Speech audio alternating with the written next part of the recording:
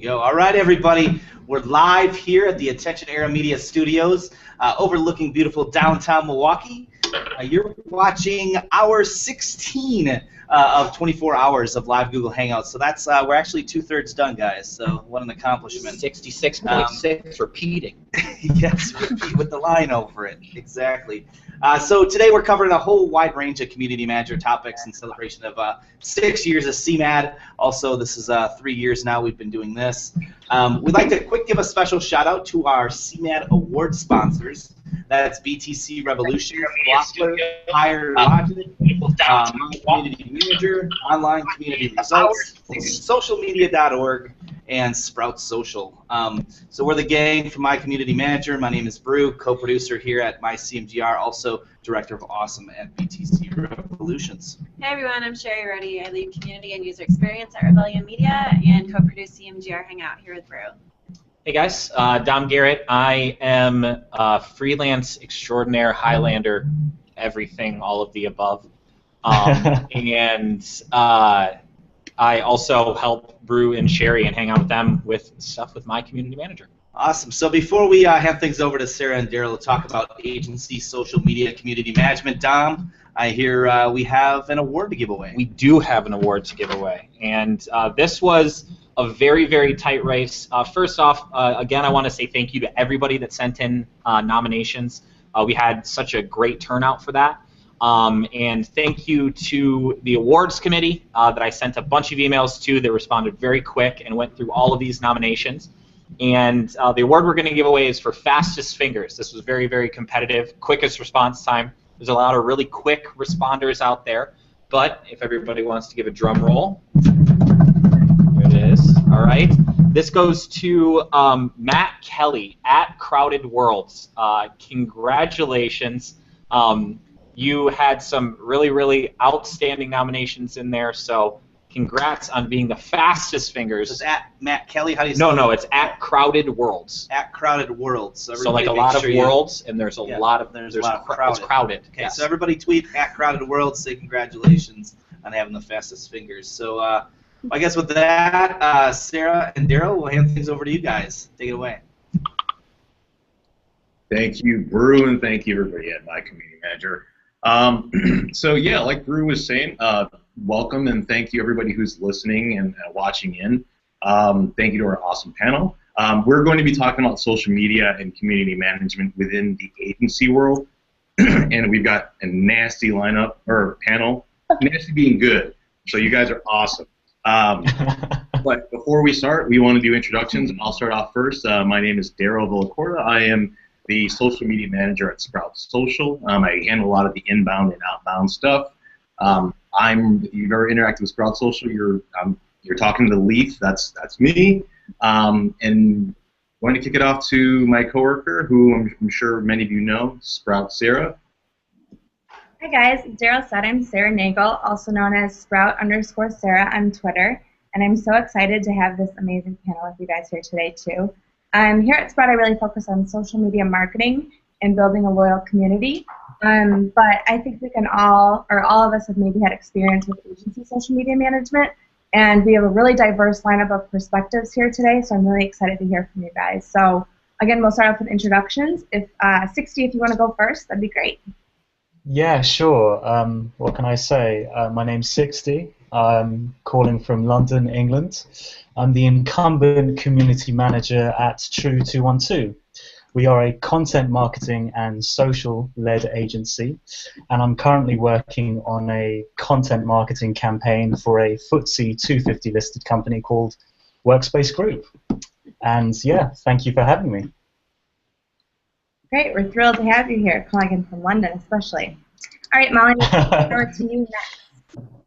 Hey everyone, so I'm Molly Buccini. I am joining you today from Boston, where it has not started snowing yet, but it's going to soon. And I am the community manager at Grafton. We are a content marketing agency in Boston, Chicago, and San Francisco. We do end-to-end content. We have graphic designers, an editorial team, social media, so I'm excited to tell you about it later, but thank you for having me. And then I saw we had Matt Kelly here earlier, but I think might have dropped off. We'll see if we can get him back later. But we'll go to our next person then. It's going to be Maggie, if you could just intro yourself. Hi, I'm Maggie Malik. I am the Director of Social Media at MMI Agency in Houston, Texas. We are a full-service marketing agency. I sit on the public relations team, and I manage about 7 other community managers. Being from Houston, the land of oil and gas, we have oil and gas clients, real estate, fashion, sports, and we do end-to-end social media. We also really believe in having integrated social media and marketing campaigns and events. So, yeah, I'm excited to talk to you guys more about that. Okay, great. Caitlin, you're next. Hi guys, it's Caitlin Herzog from snowy Milwaukee. You can find me on Twitter at CaitlinMKE. I work for Soch, and we're a relationship marketing social media agency that focuses primarily with Fortune 1000 companies. So we do a lot of social media. We have a great graphics department, and we're branching into PR right now.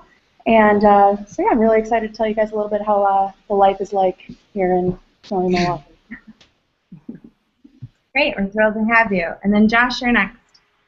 Hello, hello. So my name is Josh Krakauer. I'm the founder, CEO of Sculpt. We are an Iowa City-based agile social media marketing agency. We have a lot of different focuses, but we help entrepreneurial brands specifically build community and drive conversions. We're a pretty small team. Usually in Iowa City today, I'm in a basement in Minneapolis. It's a long story. Maybe we'll get. I don't think we'll have time for that. Maybe you'll have to tweet me and I'll tell you why I'm here. But I'm happy to be on the panel. Great, and last but not least, Haley. Hey guys, I'm Haley Camerata. I'm the Director of Accounts at 50 and 5. We're a social media marketing agency. We have 2 offices bi-coastal in LA and Orlando. I'm actually in the LA office right now, which is where I'm based out of. So we're not getting any of the snow, but I hope you guys are surviving the cold weather, and I'm excited to be here and to talk to everyone with you guys about social media. Awesome. Well, again, we're so excited to have you all here today and talk about agency social media management. So without further ado, we'll get started with the first question, which is, how do you and your team set yourselves apart from competitors with prospective clients? That's kind of like, what's unique about your agency, or what do you do differently? And feel free to jump in, anybody. Go ahead. Sure, yeah. I can probably take this one if that's cool with the group. Sure, so kind of like True, I mean, at the end of the day, we're working in a really competitive industry, you know, in the digital space. I suppose having a market differentiator is a really good way to stand out from all the noise. So with respect to True, we've all come from a publishing background and kind of evolved from the magazine world into the digital age. And with that, the way we kind of set ourselves apart, you know, from the rest of the competition is actually providing the human element. I guess what I mean by that is anyone who is a client can come to an advertising agency or a digital agency and be fairly confident about receiving a high level of work.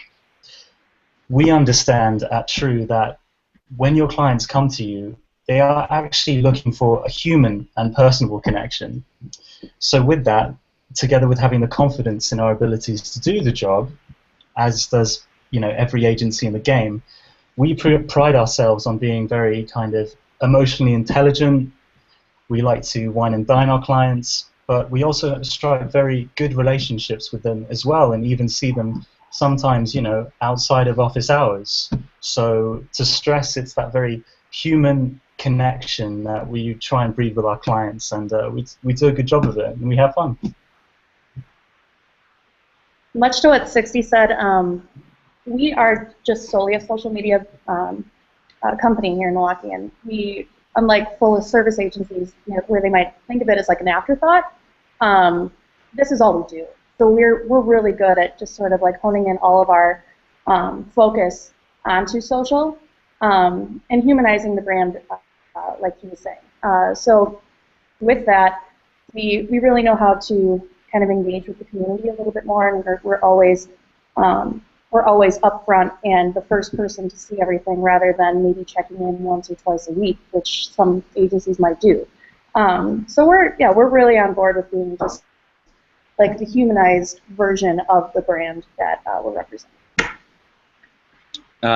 So at Sculpt, we've experimented with a lot of different types of organizational structures, and I think there's a lot of them that are really interesting and some that people have pulled off very well, but with agility, and our early start was with startup companies and technology companies, and they move very, very fast. So we had to figure out how do you build an organizational structure around that. And so for us, we actually have the community managers lead our account. So sometimes there's more of like an account executive or account strategy role, and then it kind of winds down, and the community managers get orders. Community managers own the relationship with our clients, and then they work collaboratively with our design team and with our photographers, etc., to create content. But they really lead strategy, the relationship, and that's because they are the voice of our clients, so they need to understand them at a really high level. But otherwise, I think it's stuff like we have a regional footprint. We're based in Iowa, and Iowa-based companies tend to want to work with Iowa-based agencies. I think you find that in other places too.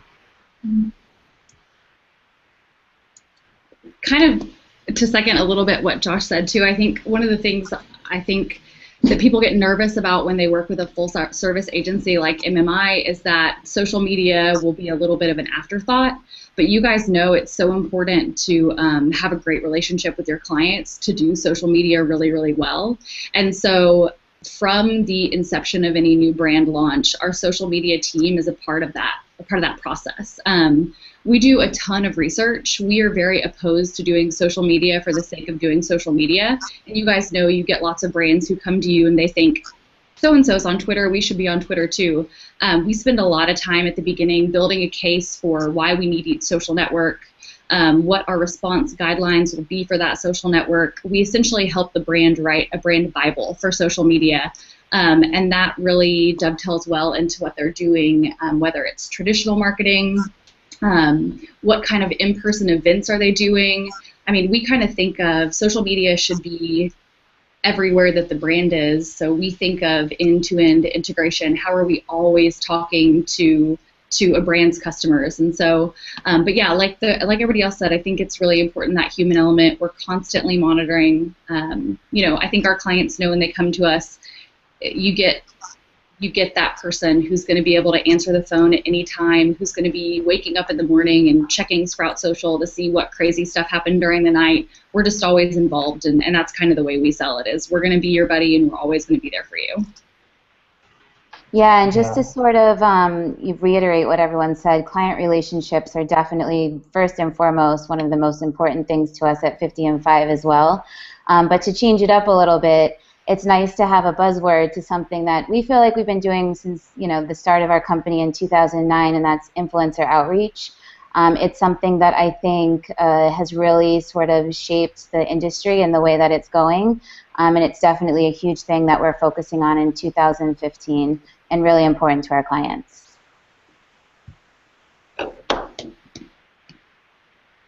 Yeah, no, like that totally makes sense. It really resonates with respect to the fact that when we're talking about social media for social media's sake, it's a very dangerous game. What's really refreshing is to talk to a group of people who actually understand that social media needs to be in line with any corporation's business objectives. Mm-hmm. So, for example, I'm working with a company called Workspace, and they've employed us to do their social and content marketing. But with respect to return on investment, how is accruing followers or increasing the number of impressions on a tweet realistically going to help them achieve their business objectives? Well, it's not.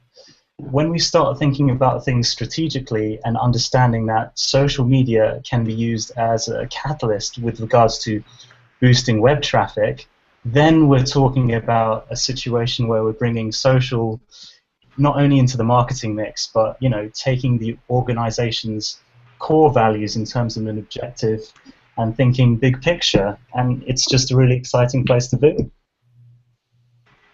I kind of have to follow up on that when talking about relating social media onto the website.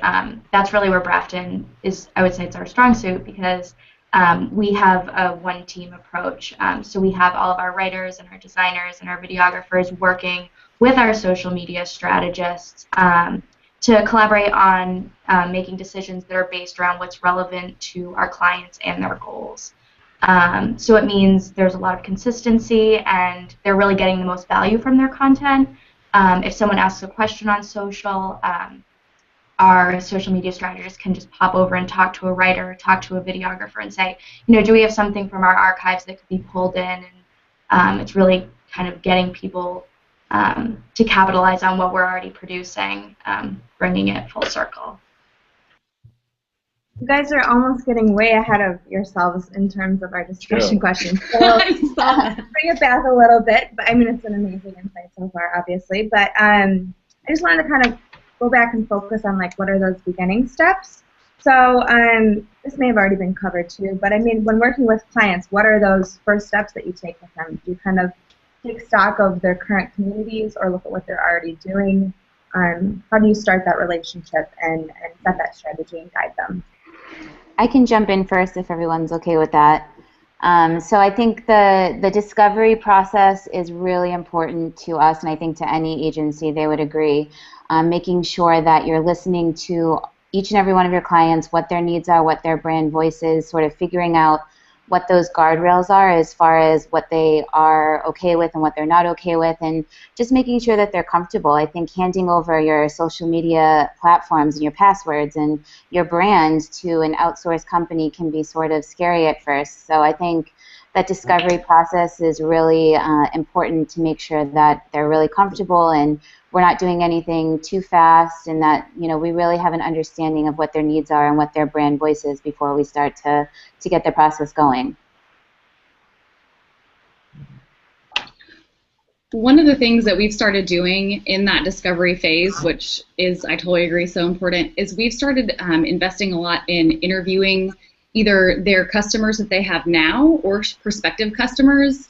In Houston, we have my office is right down the street from where the Astros play, and we have a bunch of energy companies here in town, and we were trying to make a case for why a prospective client needed to be using social media.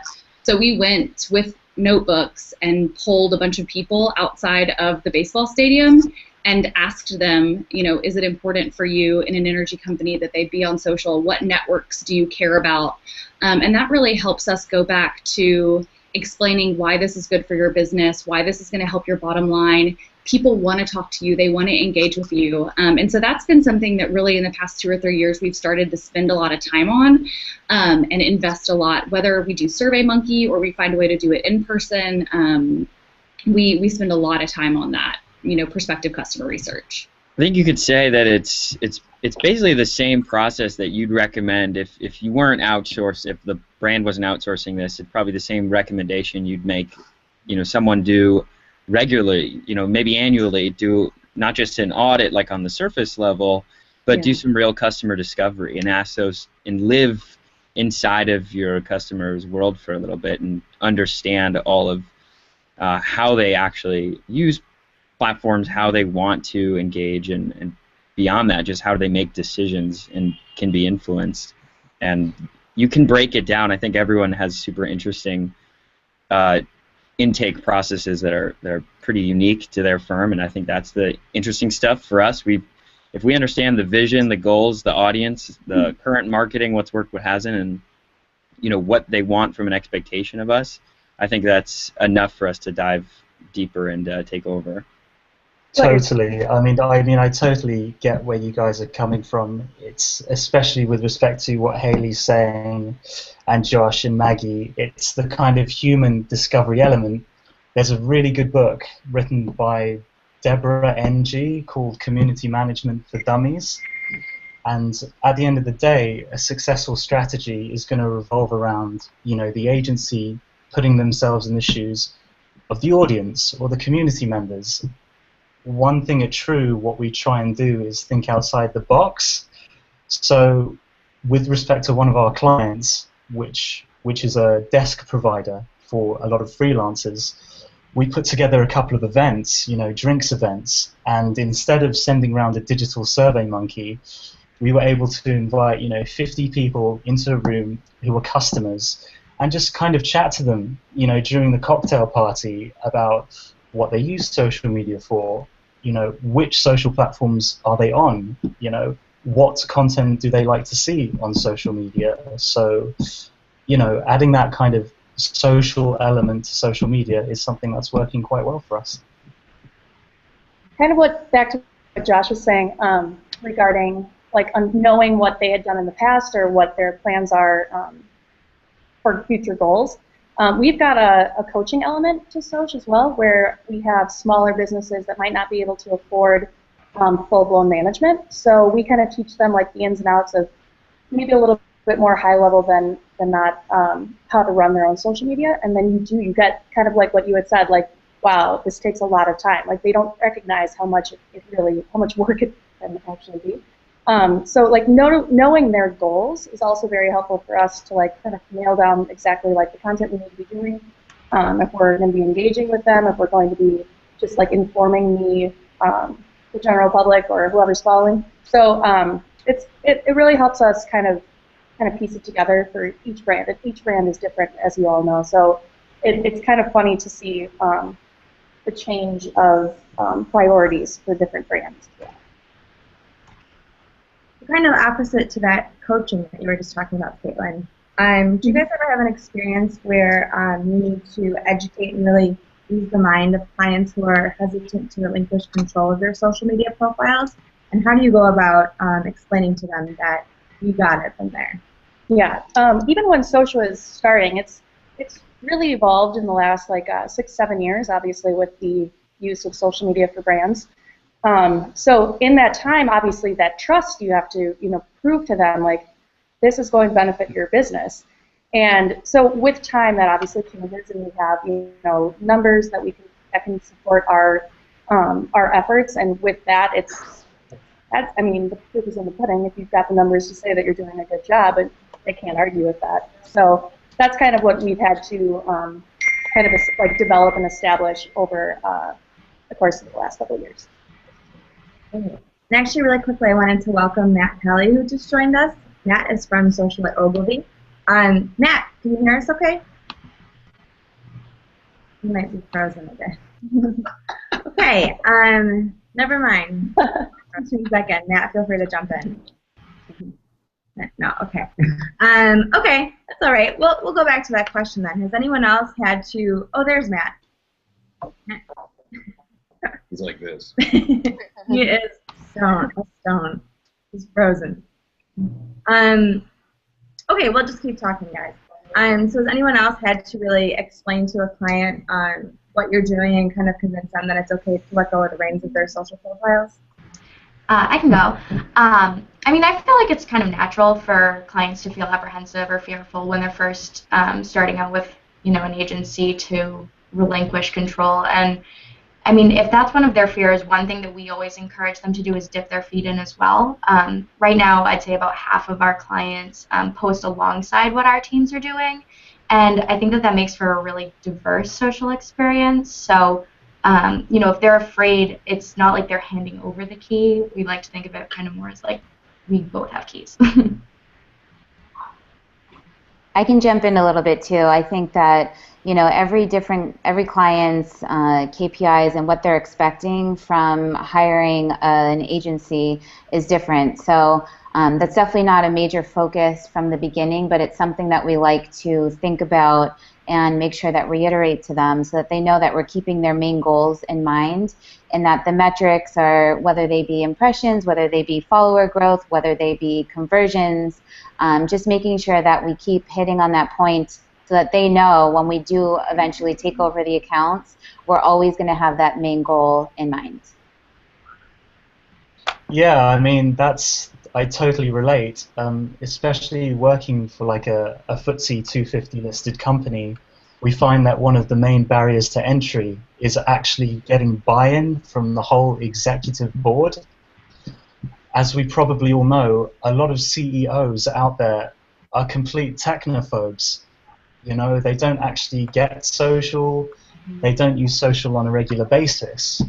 So there's some really good articles out there on clickz.com which kind of explain how to go about getting buy-in from, you know, your executive board. And relating back to what Haley's talking about is, you know, factoring the right KPIs out there which are relevant, you know, presenting the information in a way that's easy to understand and digestible, and ultimately links social to the overall business goals of your client. Actually, that lends really well to, go ahead, Maggie. Oh, I was just going to say, we do that a lot as well. We spend a lot of time at the beginning doing these workshops with the CEOs, and the person who is going to manage the community ultimately does go to those workshops. So they're not just meeting with me or another VP, they're getting to meet with the person who is going to actually manage their community. And sometimes that may be a 24-year-old in a room with a CEO who's really smart and totally freaked out. But when they understand, like, hey, this person has my best interests in mind, they're super sharp, there's no walls between us and that person, I think it makes them a lot more comfortable, because it shows that, okay, the agency has faith in this person, so clearly I should too. And so that's kind of how we approach it, and that's different than the old agency that I used to work at. The only people who got to meet with the clients were the sales team or the VPs or whatever, and I don't think that lends itself well to building like a very trusting, collaborative relationship. I think that kind of transparency must be incredibly valuable as well and helpful to the client too. Just being really clear and honest about who's going to be managing their accounts. That's really great. I love it. I love that collaboration, Maggie. And actually, like I was saying, that kind of lends into our next discussion question today, which is, how do you determine success and how do you relate this to the client's business goals? I know we had kind of touched on this before, but we can jump back into that topic now. I think this one's kind of interesting because there are a lot of ways to answer it, but in the end, the right way, or the best answer, is whatever the client says back to you when you ask them that same question to them. And it's not necessarily going to be the right metric yet, but you ask them what matters most to growing their business or to reaching their annual goals, whatever that is. There's going to be something growth or conversion based likely that comes out of that, and then you can figure out what KPIs or specific metrics that you can measure come out of that. Because if you sort of throw out things and tell them that it matters, it might not truly matter in the long run, which means you don't stay around very long. Yeah, and I'll just jump back in on that too. I think, you know, for one client, an impression might be worth gold, and that's something that they're really focused on. And then to another client, we've had experience where impressions don't matter at all, and they just want to see, you know, the conversion into whatever, you know, they're trying to sell, or whatever their product or brand voice or whatever it is. So I think it's really important, as Josh said, just to kind of listen to what the client says back to you when you ask them that question, because if you lose sight of that, as he said, you're not going to be around for much longer. I think not only listening to what the client's goals are, but also focusing on what network we're talking about. Because, you know, the success metrics that you're gauging on Pinterest aren't going to be the same as the ones that you're gauging on LinkedIn. So really setting up like key performance indicators that are based on priorities, you know, specific to each network will be important too. Always kind of think it's lucky to be working at an agency if you have a B2C client, because that kind of neatly ties a very simple KPI to success, especially if you're working for like an e-commerce, you know, brand. So, you know, if that's the case, and we've worked with cinema clients in the past where the kind of success of our social and content campaigns is determined by the number of cinema tickets we sell on the website, you know. But, you know, on the flip side of that, we have B2B clients where, you know, shifting units in terms of sales to consumers, you know, really doesn't fly. So it's good to have a mixed bag in that sense. Yeah, I also think communicating often with your client on how things are going really, really helps. At the beginning, we kind of create a layered sales dashboard, and we send that out based on what their metrics are, either weekly or monthly. And I think 60 said it earlier, show how social can be a catalyst for boosting web traffic. But so we do that. We try to show, okay, this week you had a billboard. We also ran this ad in a magazine. This story hit. This was our impression on social. And look how many tickets you sold this day, or look how many dinner reservations you got this day. And so we kind of correlate everything that we do back to whatever that KPI we all agreed upon in the beginning was. I love that. That's so important. And Matt, are you there? I'm here. Can you hear me? Yeah, we can hear you. Oh my God.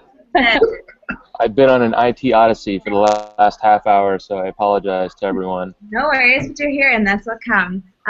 Yeah, I'm sure I missed all the good stuff. Just a bit of good stuff, but there's still good stuff to come. Okay. We're happy you're here, though. Do you want to give us a quick intro, and then we can jump right back into the question? Sure.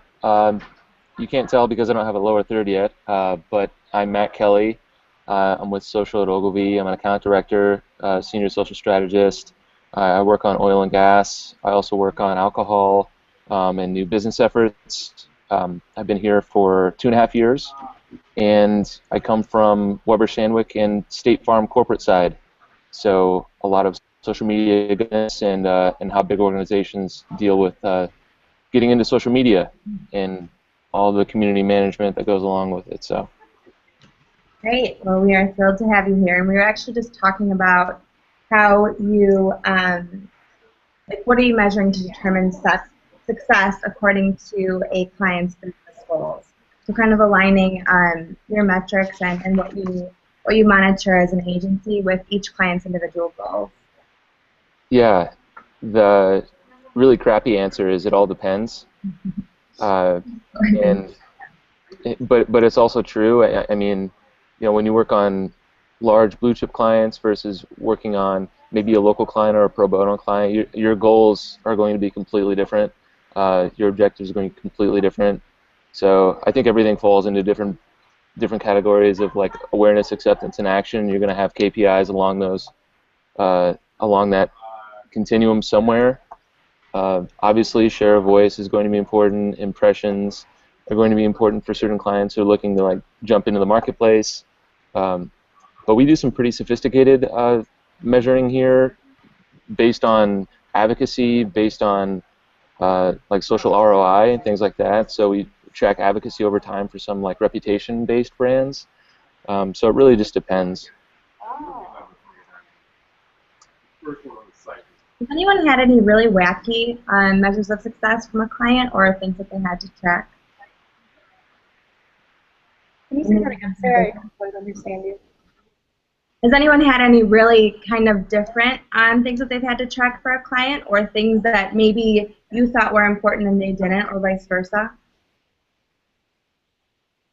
I think it's funny how you have clients that are like, you make us reach this number of likes on Facebook, Twitter, whatever. And then they have no ad budget. And it's like, that's kind of necessary if you want these, you know, big numbers to happen, because, you know, organic reach is only so much.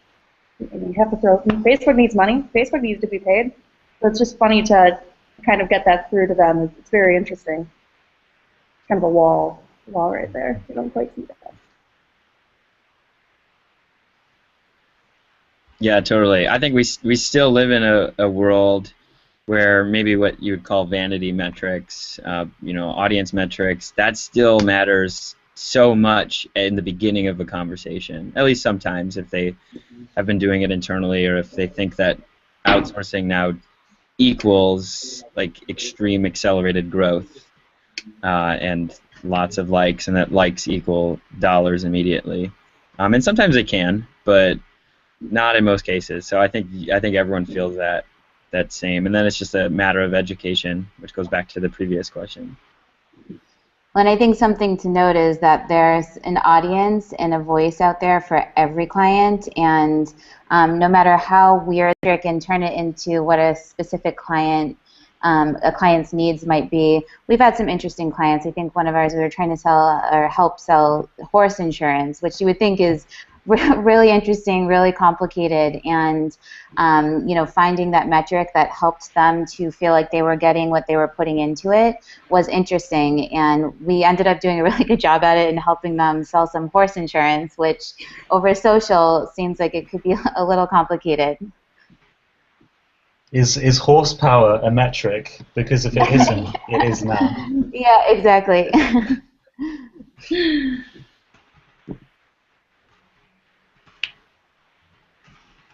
Okay, so now we'll segue into our fifth question, which is kind of more about allocating staff and resources. So we know that you all, I'm sure, are working with multiple clients. So how do you kind of allocate your time and make up a schedule for the week based on the number of clients that you're working with? Yeah, so at the end of the day, we have project managers, but as we all know, the kind of strategic elements of the social role and the community management role, they're coalescing, they're becoming one. So we use a variety of really good, project management tools at True. Basecamp, for one. But then secondly, is a great tool called Toggl. And, that provides a kind of timer with respect to how long, you're taking on a particular task or campaign. So the reason I'm mentioning these tools is because they all relate back to the brief which we obviously give our clients, and our client has obviously agreed as to the amount of hours and the rates, as to, what level of executive is going to be working on your campaign.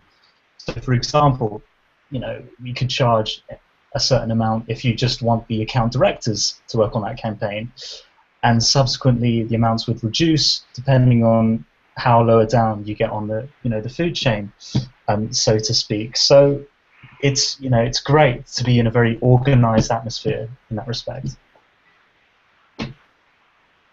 Yeah, and I think that there's a ton of really great software out there to help, track time and all that kind of stuff, which is not the most fun, I think, for a lot of team members. But it's important because it's something that we need to deliver to the client. But to kind of go on the outside of that, I think it's really important to listen to not only the client but to your team members, and making sure that you're assigning the right accounts to the right people, and knowing the personalities that are involved with all parties involved, I think, is really important too. Because if you have a team member that's going to really enjoy working on their accounts, you're going to get the most efficient and the best work out of them. So I think that's a really important piece to it as well.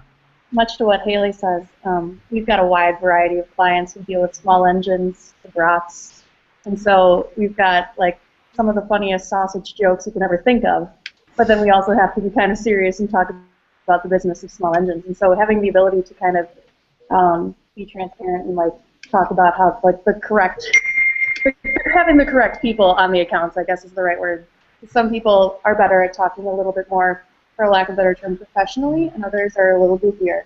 So knowing your staff's strengths and weaknesses are the best route for us here at Social. One of the things I think is really important in also making sure you assign the right person, and this is kind of like a change that we've adopted in the last several years, is I would rather hire someone who's like an amazing writer and can write for many different things before I hire somebody who necessarily knows how to use all the tools. We have the upcoming generation of account coordinators and account managers. They can figure out how to work Facebook and Twitter, right? They can figure out how to work WordPress. What we hire for is how good can you write, or how well can you write?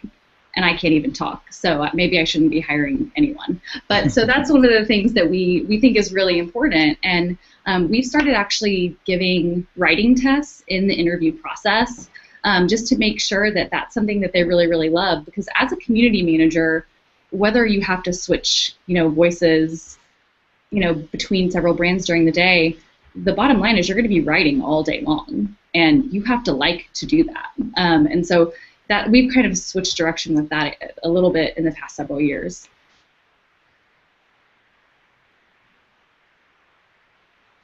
Yeah, no, that's key.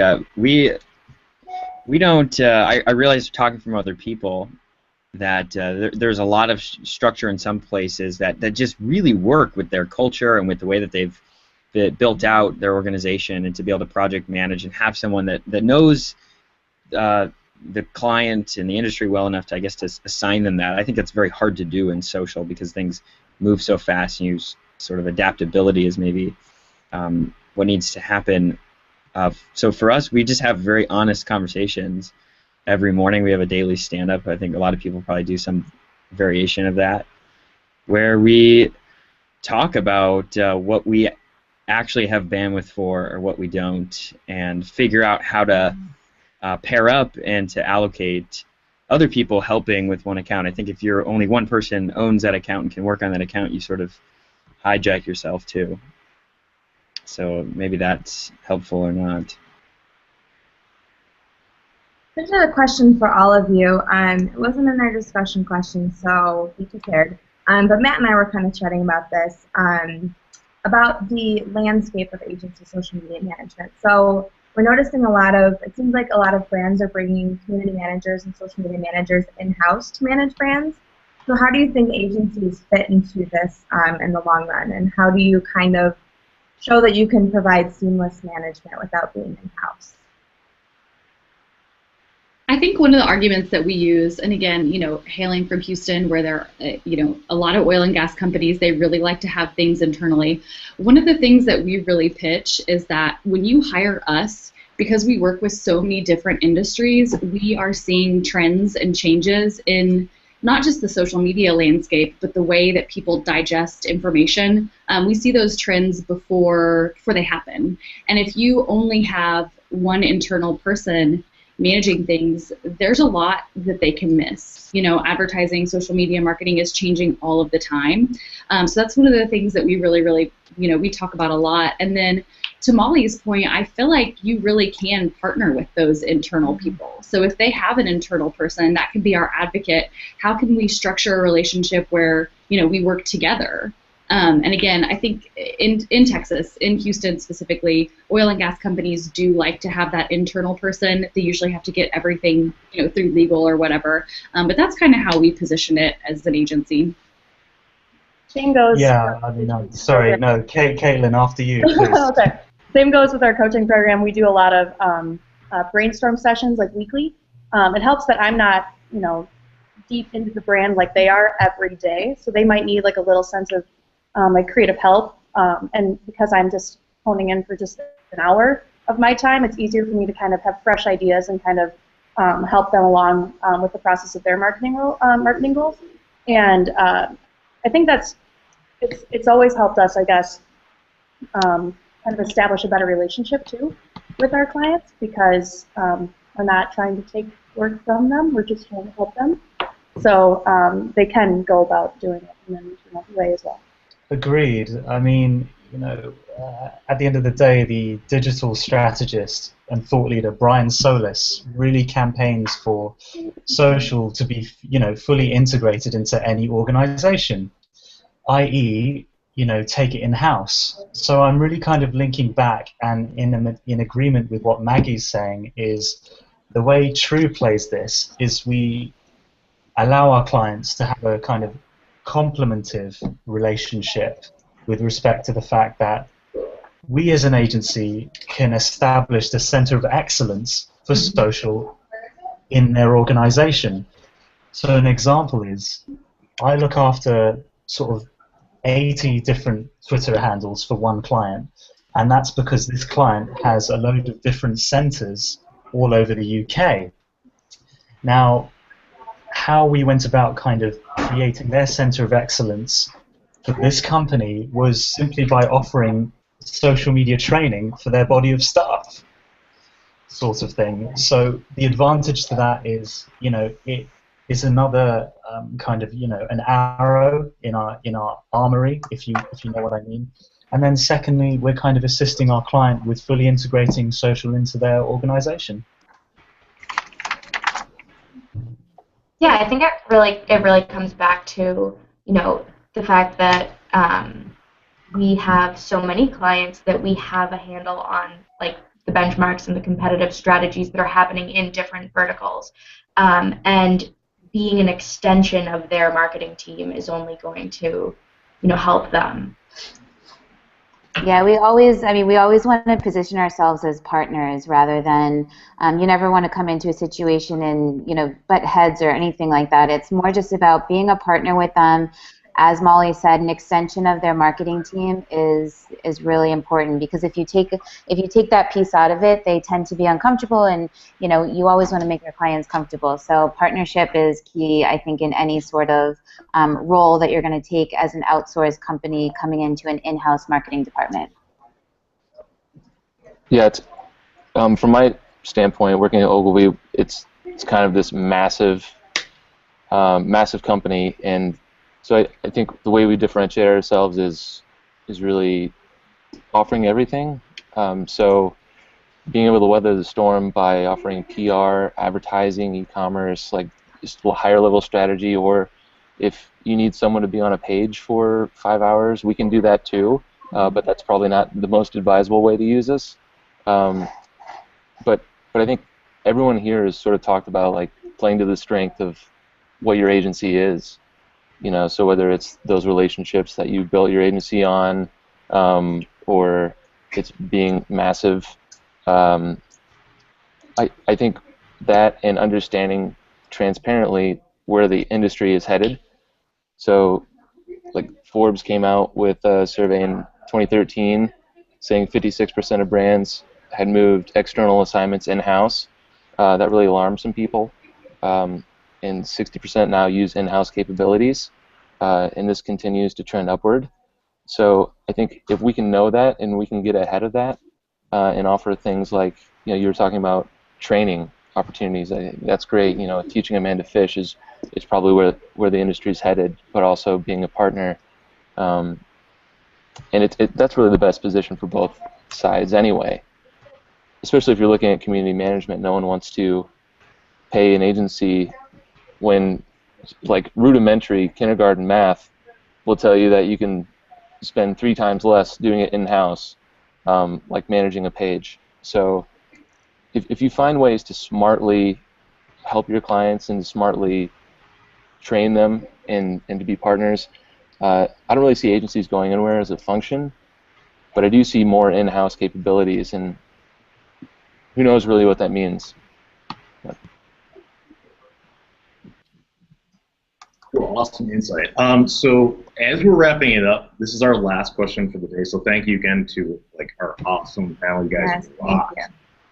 So here's a question: managing multiple clients is no easy task. What do you guys all do to unwind and relax as we celebrate Community Manager Appreciation Day?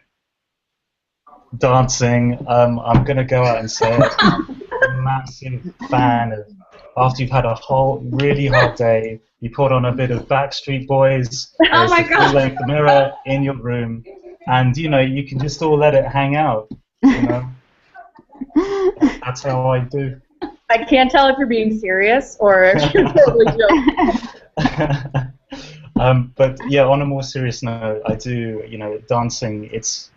There are such great clubs here in the London district, places like Fabric, sort of thing.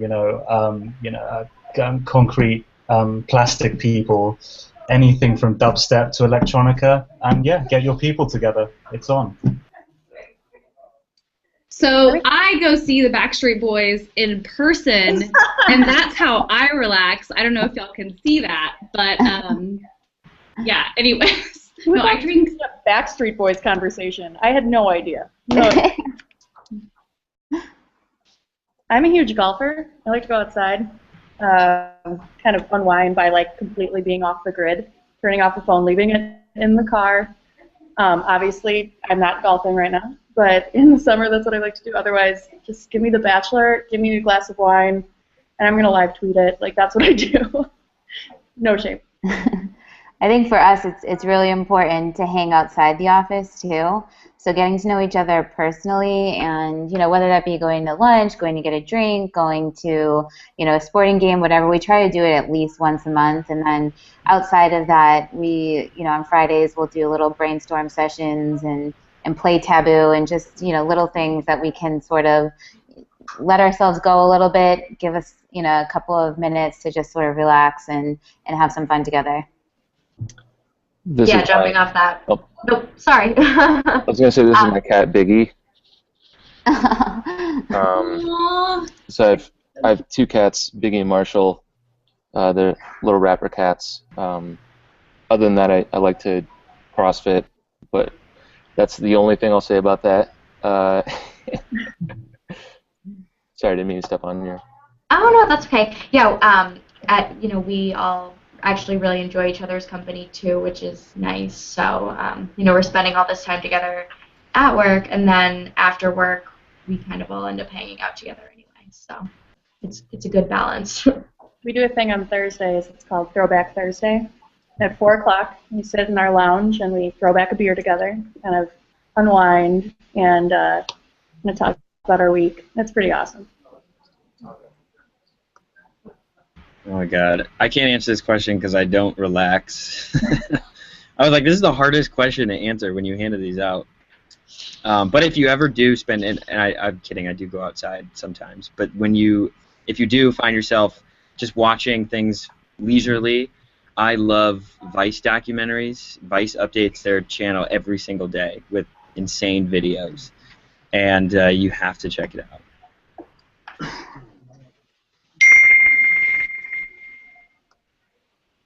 I am chained to my desk. Thank you so much, everyone, for sharing all those insights on how to relax, and of course for all of your insights and valuable feedback for managing brands as an agency. And with that, I will kick it back over to Dom. All right, guys. Well, I'm sitting at the desk all alone. Brew and Sherry left me, so it's getting close to the end when they leave the newbie to just hang out here all by himself. But yeah, this was absolutely fantastic. Look who we have. We have a visitor. I never thought it would have ended with Backstreet Boys. That makes me pretty happy. But you guys are all fantastic. Just want to let you guys know you peaked out at our most viewers that we've had for a single panel so far today. So congratulations. Clap that up. Yep. You can put that on a resume if you want to. Yeah, you guys are all awesome. This is absolutely fantastic. Make sure everybody that's out there, go to cmad.co, and if you didn't see all of this, or if you just want to watch it again, because everybody that's down here is a rock star, make sure you do that. Connect with all of these people because they're brilliant and beautiful individuals.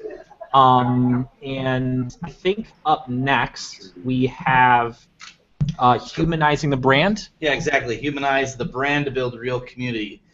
So we'll see you guys over there. Again, cmad.co. Click on the broadcast schedule, and we'll see you in a few minutes. All right. Thank you, everybody. Happy Community Manager Appreciation Day. See you later, guys. Bye. Cheers. All the best. Bye. Bye, guys.